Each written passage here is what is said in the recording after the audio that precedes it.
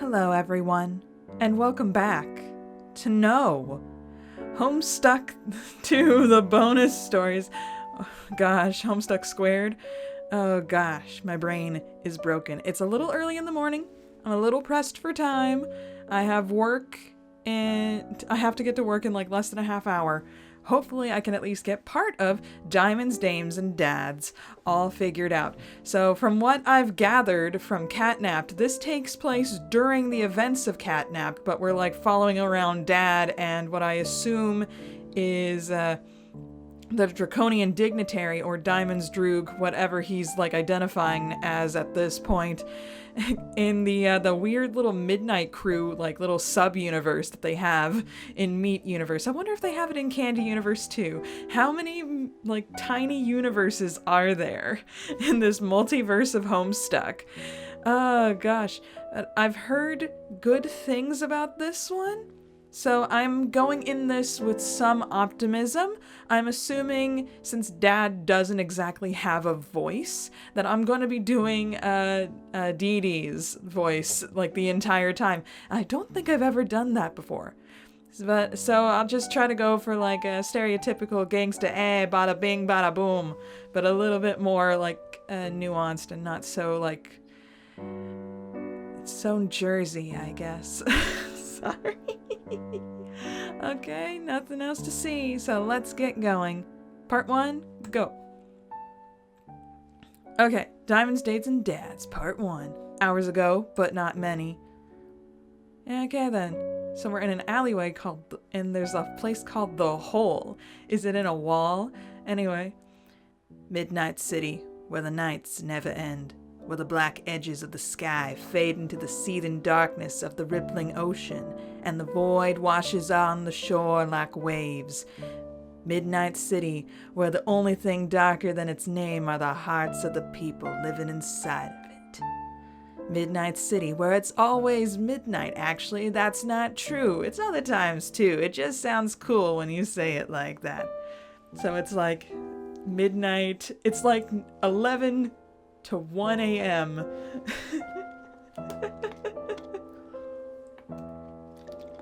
But midnight's right in the center of that, so it's Midnight City. Oh, I saw the name just for a split second. Your name is Diamonds Droog, and you are currently out of work. You've gone by other names in other lives, but we're not talking about those right now, capiche? What, you're gonna come in here and try to drag up a man's past about the swirling miasma of dead years he's left behind him? Get out of here. Your name is Diamonds Droog, and that's all you've really got to say on the matter. As was previously stated, you are currently out of work. You used to run a crew, see? A notorious gang of cutthroats and idiots. Those were really the days. Nobody could hear your name without shivering in their spats. Well, after they asked you to clarify if you were talking about the city or the time of night, but after that, you bet your butt they quaked in those fashionable shoes. But all good things come to an end, don't they? You know that better than anyone. That's why you're here, in this sleazy drinking establishment, nursing a perfectly passable glass of booze, when you could be out there, running capers and seducing broads. Nah, only 2 out of the 3 broads are married to each other. With your boss gone, there's really nothing for this crappy little town to offer a guy like you. Nothing here ever changes. Like war never changes. Sorry. Dad. It's Dad Crocker. Look at him go, and the lights are getting blown out. Broad shoulders paint themselves in silhouette across the moon. Lightning crashes, and lights flicker. The music stops. But that's because old Ivory Joe finally passed out at the piano. Management should maybe rethink its open bar policy for performers. But seriously, who cares about that crap? You didn't come here to listen to piano music. You came here to drink. Gosh darn it. Gosh darn it. This is a Christian Minecraft server. The art is like really good. Look at those creases on the back of his shirt and in the back of his. The bottles in the back, we're not looking at those, so it's fine. The newcomer takes a seat next to you. The set's your... Oh. We got a typo. It's supposed to be this instead of the. This sets your hackles up because what the hell? This place is basically empty. So many options to choose from, and he gets right up in your personal space. Hey, buddy, you got a problem? No problem, he tells you. Just thought he'd come in out of the rain for a spell, and this joint looked as good as any. The buttons on his jacket are highly polished, and his tie is perfectly knotted. His hat is set at a particularly jaunty angle. You approve despite yourself. He's not wearing a jacket. That's a long-sleeve dress shirt. I'm gonna shut up and move on. Well, don't make a big deal out of it, you tell him. You pull out a cigarette and flip open your matchbook. Empty. Just like your glass. Totally spent, like your cash. Dried up, just like your prospects. Luckily, Dad has some matches on him. Oh yeah, the piano player's all passed out in the background. Thanks, you tell him, 'cause you're a gentleman. Whether you're on top of the world or sleeping in the gutter. No problem, he says. Then he sits there, watching you smoke. You ask him what his angle is. He tells you he's looking for somebody. You say, yeah? Well, don't expect to find them here. Midnight City isn't the sort of place you go if you ever want to be found. She was kidnapped by a cat wizard. Oh, no. He pulls out a newspaper clipping, smoothing out the wrinkles on the top of the bar. A dame with a daring neckline and spunky smile looks up at you. Who's the broad, you ask? Gotta admit you don't blame him for looking for her in the slightest. There's a lot to look at. Oh gosh, you get father punched. You watch your mouth, he says. That's my daughter. You get him, Dad. You get him.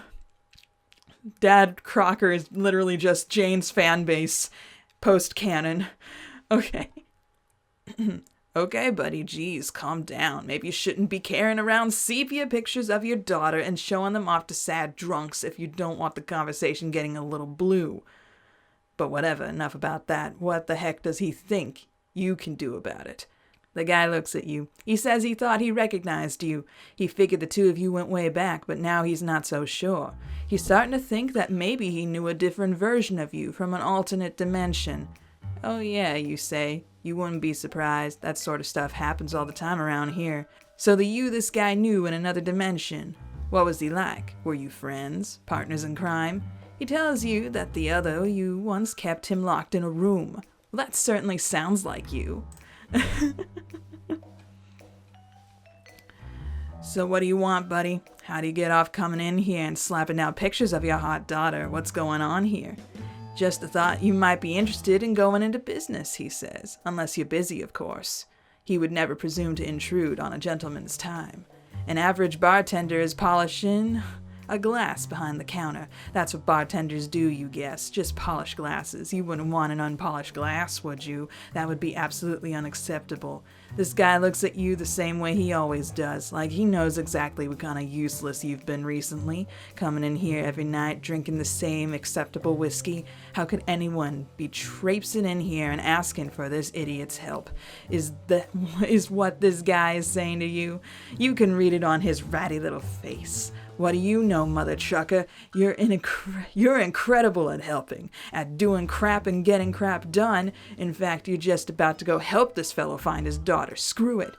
You got it, buddy. No, you got it, buddy.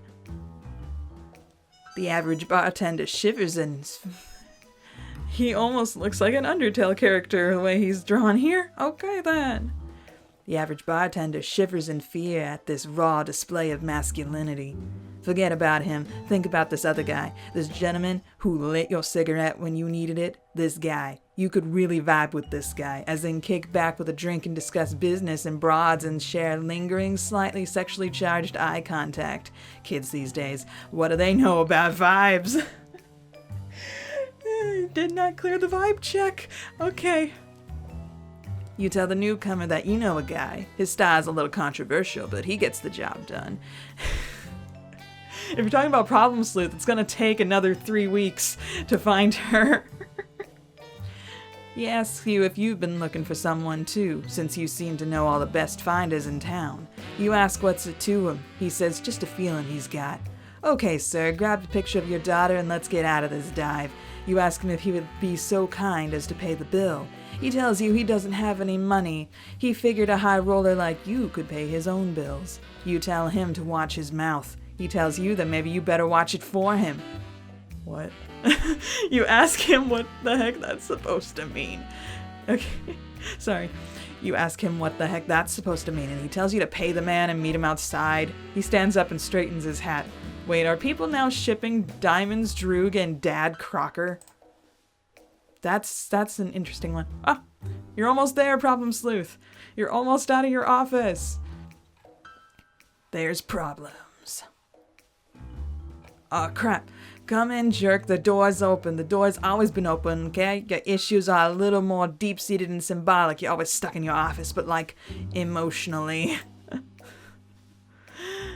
And they're here, and they look symbolic. More symbolic style. Yeah!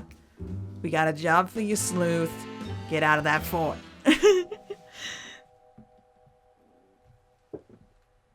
Okay, let's go part 2. Whoa! Photo background. Threw in a couple of filters in Photoshop and we got ourselves a background. Look at all these plants. Okay.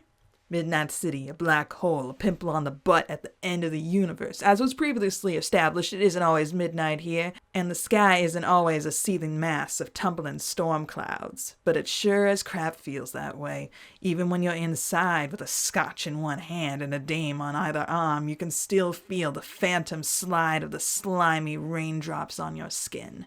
Fingers sliding questing and indecent down the curve of your spine. Hands off, buddy. Buy a guy a drink first.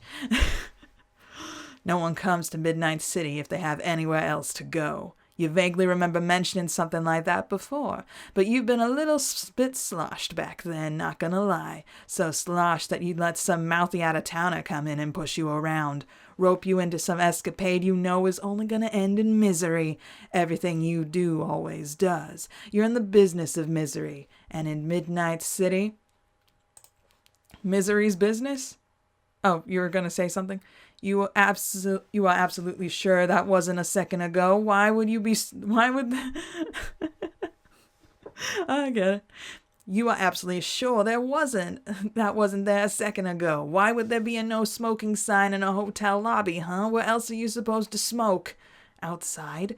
He shrugs. That it's there now, he says. You say so? You'll smoke wherever you want. Thank you very much. Signs be danged. Does he have any idea who you are or who you used to be? He says it doesn't matter. A real gentleman knows when to pick his battles. You tell him he better be careful or you'll be picking his teeth out of your fist. He says to cool it down or he'll start regretting that he brought you along. I forgot that Dad Crocker was like, what was he, like a private eye detective or something like that who didn't abide by the rules? Oh man, this is a matchup made in heaven. I'm enjoying this friendship, this like unlikely friendship, especially considering Droog had him in jail just like 20 years ago or something. More like 5,000 for him. Anyway. Hey there, pal, you appear to be misremembering it. You're the one letting him tag along with you. And if you help him out with his daughter situation, well, that's just 'cause you're such a stand-up guy, see? He says that maybe you'll have to agree to disagree, but if that's what you want, he'll gladly leave you to your own devices. Surely you can get by fine on your own. That's clearly what you were doing, getting sozzled in the local watering hole, girding yourself for the trials ahead. No need to get cute, you tell him. Interesting picture. You comply with the posted signage. Because who the heck are you kidding? You love to tell yourself that you could have got this far on your own, and technically it's true. Surely it is, mechanically speaking. The hotel isn't even that far away. Most places in Midnight City are close by, pretty walkable as downtowns go. At any time, you could have peeled yourself off your bar stool and oozed down the street to Problem Sleuth's modest office building, flashed some cash, and bam, you're back in business. You could have done that any time, but you didn't. Inertia is as deadly as a gunshot, maybe even more so, seeing as how it doesn't make a sound when it goes off. What the heck? Are all these one-liners and camera angles? Look at him. Ah, man, that looks cool. Elevator? Elevator. The elevator door is closed like a whisper of silk. Swanky place, the guy says. You tell him you hadn't noticed. He says that must mean you come here often. Look here, buddy. You've never been here before in your life. Not really your style. Oh, yeah? He wants to know what your style is, then. You ask, what's it to him? He just says that he expected a man with your sophisticated taste to know his way around. You tell him to put a cork in the flattery. He says that just because it's flattery doesn't mean it isn't true. You say you thought that's exactly what flattery means. He tells you that the definitions can change through repeated use, linguistic drift, and so forth. You nod like you got any clue what this guy's going on about. Yeah, but just because people are saying things one way doesn't exactly mean that it's right. People can be wrong all the time. Anyway, you look at the lit up buttons on the elevator panel and try to work out what his angle is. Right now, this son of a gun is just standing there looking happy out of his mind to be getting on your case. Go back where you came from, buddy. You want to say, you should say it. Diamond's Droog works alone. From now on, you aren't planning on making the same mistake twice. Knowing he might have brought you along out of pity doesn't bear thinking about, so you don't. The elevator slows and glides to a stop. Hey, what gives? This isn't the floor, buddy. The room number Problem Sleuth out for you is still a ways up. What's the deal, right? He comes along with you on your business, and you help him with the daughter he's misplaced. What are these people fighting for? Look at these toughs. Seriously, nobody can keep it in their pants in this city. One of them must have hit the elevator call button with a flying limb. None of them particularly seem to want to get down to the lobby as far as you can tell. Hey, idiots, take it out back, why don't you? What if someone wants to use the ice machine? They cease their roughhousing, momentarily chastened by your overwhelming dominance and bravado. Your companion gives you a subdued nod in response, as if to say, good job handling those toughs, even though you had nothing to do with their altercation, and they probably went right back to what they were doing when the elevator door closed, rendering your intervention absolutely worthless. No problem, you say, nice to be appreciated every once in a while. Man, these black and white shots are so good. The elevator opens up to a glittering cityscape, the wind so strong it yanks your shirt tails and forces you to grab your hat like a buffoon who doesn't know how to handle himself. At least this guy's doing the same thing. Cold up here, he comments. Yeah, you say. Nice view, though. You grunt. Now that he looks at it, he says, it does sort of look like a cutout of a cityscape copy-pasted across the horizon line. You tell him that's a pretty weird thing to focus on. Yeah, better to focus on what's right in front of you. Yeah, it's just basically, gosh, it looks like an old picture of New York. Probably is. Okay. Click. Okay. Interesting. You haven't seen that shape. Oh, lightning flash. Sorry, that's frightened me. I'm still getting used to Texas and all the thunderstorms. Can we calm it down a smidge? Californians like me hate rain more than anything. Okay. You haven't seen that shape in months, years maybe. Time doesn't really mean much in Midnight City. There's always midnight, except not really, except maybe yes, really, because if time doesn't mean much, who the heck are you to say? Sometimes it feels like a happy accident that you fell in with Slick and his boys, and others it feels like you were born for it, folded out of clay and stardust and molded into shape, a gun placed in your hand and aimed at his enemies, destined to play the same role, the same games, the same capers again and again and again. To say that you wouldn't end up here, you'd be lying to yourself, and those are the worst kinds of lies, 'cause the only man who can catch you in 'em is the one in the mirror. Everything okay? The guy isn't looking at Slick, he's looking at you. You shift your shoulders and under your suit. Sure, you tell him to hang back while you take care of this. He doesn't answer. In fact, he's gone eerily silent. Hey, buddy, you good back there? Whoa! Yeah, says another voice, a cool, smoky voice that lights a grease fire of dread in your guts. We've got long claws, gripping a gun, with a long sleeve. Who was that? It's all good. What the hell?